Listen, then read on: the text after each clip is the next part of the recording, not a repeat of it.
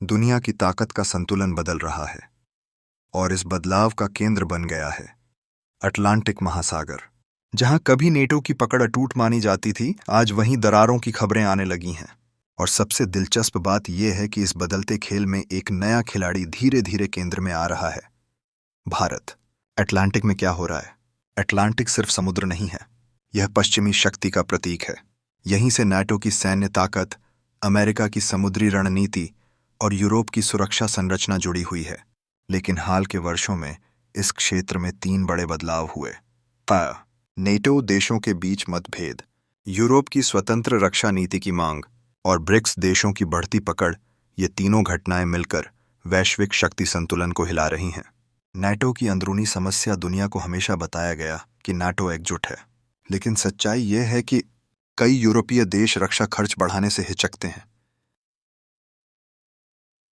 कुछ देश अमेरिका पर अत्यधिक निर्भरता से परेशान हैं और कुछ देश स्वतंत्र रणनीति चाहते हैं। मतलब साफ है, नेटो के अंदर एकता कम, मतभेद ज्यादा हो रहे हैं।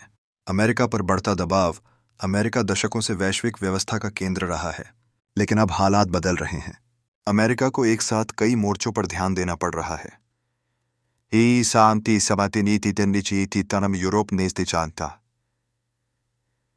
एशिया, मध्य पूर्व, इंडो पैसिफिक, इतने मोर्चों पर रणनीति संभालना किसी भी सुपर पावर के लिए मुश्किल होता है।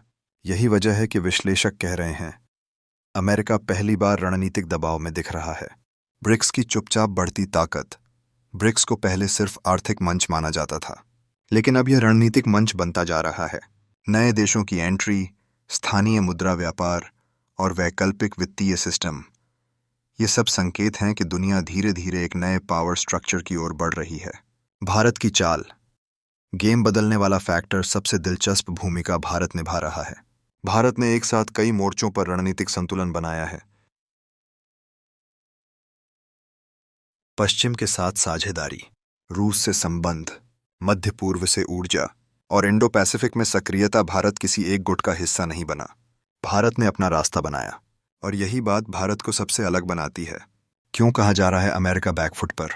यह वाक्य किसी हार का संकेत नहीं है, बल्कि रणनीतिक दबाव का संकेत है। जब कोई शक्ति एक साथ कई क्षेत्रों में चुनौती झेलती है, तो उसे अपने संसाधन बांटने पड़ते हैं, और यही अभी हो रहा है। नया विश्व संतुलन बन रहा है। विशेषज्ञ मानते हैं कि दुनिया अब एक ध्रुवीय नहीं रही, नया ढांचा बन रहा है। आना है बहुध्रुवीय विश्व, क्षेत्रीय शक्तियां, रणनीतिक गठबंधन, और इस नए ढांचे में भारत की भूमिका तेजी से बढ़ रही है। अंतिम निष्कर्ष, अटलांटिक में जो हलचल है वह सिर्फ समुद्री गतिविधि नहीं, वह संकेत है कि दुनिया की ताकत की दिशा बदल रही है। नाटो की चुनौतियां, ब्रिक्स का उभार और भारत की संतुलित रणनीति, ये सब मिलकर एक नए वैश्विक युग की शुरुआत का संकेत दे रहे हैं। और यही वजह है कि आज दुनिया का हर विश्लेषक पूछ रहा है, क्या नया विश्वक्रम बन रहा है? Global power shift. असली खेल अभी शुरू हुआ है। अटलांटिक में जो हलचल दिख रही है वो सिर्फ शुरुआत है। असल खेल अभी बाकी है, क्योंकि दुनिया की ताकत अब एक जगह केंद्रित नहीं रही, बल्कि अलग अलग ध्रुवों में बंट रही है। बहुध्रुवीय दुनिया की शुरुआत एक समय था जब वैश्विक फैसले कुछ ही देशों के हाथ में होते थे, लेकिन अब तस्वीर बदल रही है। एशिया आर्थिक शक्ति बन रहा है, मध्य पूर्व निवेश केंद्र बन रहा है, अफ्रीका संसाधनों का केंद्र बन रहा है, और इन सब के बीच एक नया शब्द तेजी से चर्चा में है, मल्टीपोलर वर्ल्ड। मतलब अब दुनिया में एक नहीं, कई शक्ति केंद्र होंगे। यूरोप की नई सोच, यूरोप के कई देश अब सिर्फ अमेरिका पर निर्भर नहीं रहना चाहते। वे चाहते हैं अपनी रक्षा नीति, अपनी ऊर्जा नीति, अपनी आर्थिक दिशा यानी साझेदारी रहेगी, लेकिन निर्भरता कम होगी। यही बदलाव नेटो के अंदर भी नई बहस पैदा कर रहा है। अमेरिका की सबसे बड़ी चुनौती, अमेरिका की ताकत कम नहीं हुई है, लेकिन चुनौती बढ़ गई है। अब अमेरिका को एक साथ कई मोर्चों पर संतुलन बनाना पड़ रहा है। एशिया में चीन, यूरोप में सुरक्षा, मध्य पूर्व में तनाव और वैश्विक आर्थिक प्रतिस्पर्धा, इतने मोर्चों पर रणनीति संभालना किसी भी देश के लिए आसान नहीं होता। भारत की साइलेंट स्ट्रैटेजी, भारत शोर नहीं करता, चाल चलता है।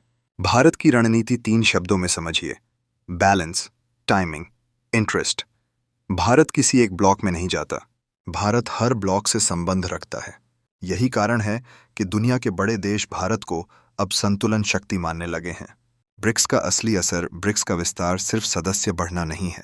यह संकेत है कि दुनिया के कई देश वैकल्पिक आर्थिक व्यवस्था चाहते हैं। स्थानीय मुद्रा व्यापार, नए बैंकिंग सिस्टम और स्वतंत्र आर्थिक नेटवर्क, ये सब मिलकर पुरानी व्यवस्था को चुनौती दे रहे हैं।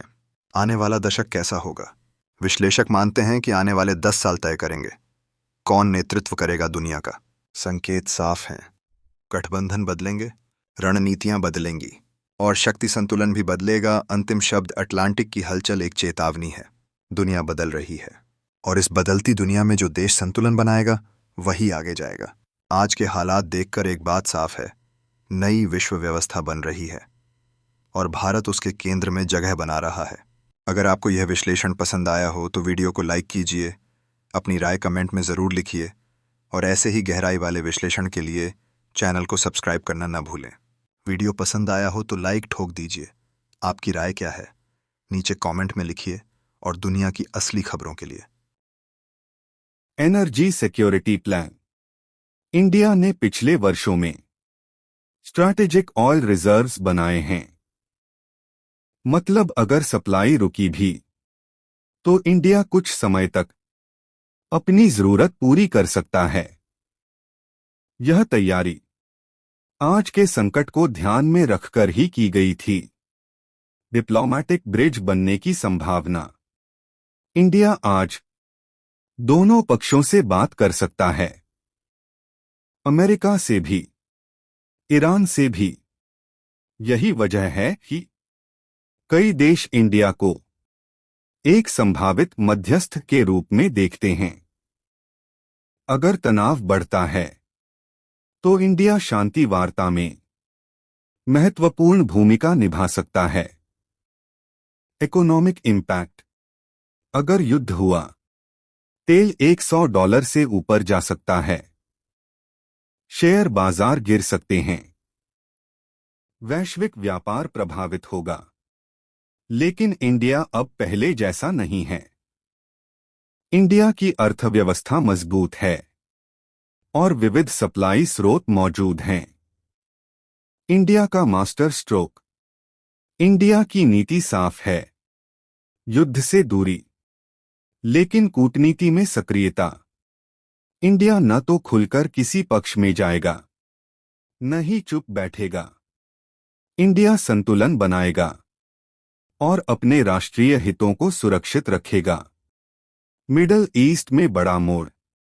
यह कॉल सिर्फ बातचीत नहीं था, यह संकेत था कि अब मिडल ईस्ट की राजनीति में इंडिया एक निर्णायक खिलाड़ी बन चुका है।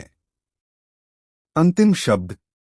दुनिया दो ताकतों के टकराव को देख रही है, लेकिन असली कहानी यह है, इंडिया अब दर्शक नहीं बल्कि रणनीतिक केंद्र बन रहा है। अगर शांति होगी तो इंडिया की भूमिका अहम होगी। अगर टकराव होगा तो भी इंडिया तैयार है। और यही नया भारत है जो संकट को अवसर में बदलना जानता है।